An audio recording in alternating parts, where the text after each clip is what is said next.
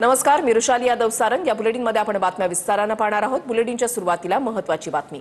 रोहित पवारांची दादांच्या विमान अपघातासंदर्भात राज ठाकरेंशी चर्चा झाली आहे। अजितदादा पवार धोक्याने गेले की धोक्यानं, असा सवाल राज ठाकरेंनी उपस्थित केलाय। सरकार किंवा पोलिसांना एफआयआर का नकोय, काहीतरी काळबेरं असल्याचा संशय आहे। सुनेत्रा पवारांनी या विषयावर बोललं पाहिजे, असं राज ठाकरेंनी म्हटलंय। सरकारकडनं एफआयआर घेतले गेले नाहीत, म्हणजे त्या पोलीस स्टेशनला सांगितलं गेलं की ते एफआयआर घ्यायची नाही। मला इथेच जास्ती मला संशयाची सुई ज्याला आपण म्हणतो की किंवा इथे सरकारला असं का वाटतंय किंवा पोलीस स्टेशनला का घेऊ देत नाही। सरकारी दबावामुळे एफआयआर जर नोंदवला जात नसेल, तेही अजित पवारांसारख्या व्यक्तीसाठी, तर याच्यात काय नेमकं काळबेरं आहे ते मला असं वाटतं सरकारला सांगावं तर लागेलच निश्चित।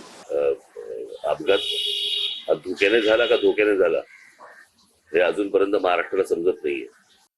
आज सुनेत्रा वहिनी तिकडे बसलेले आहेत, उपमुख्यमंत्री म्हणून बसलेले आहेत। मला असं वाटतं त्यांनी पण या गोष्टींचा विचार केला पाहिजे, कारण त्यांचेच ते पती होते आणि त्यांच्याच पतीच्या अपघाताबद्दलचा हा एफआयआर आहे आणि सरकारकडनं असा दबाव येतोय की तुम्ही एफआयआर घेऊ नका। तर या गोष्टींबद्दल सुनेत्रा वहिनी बोलल्या पाहिजे।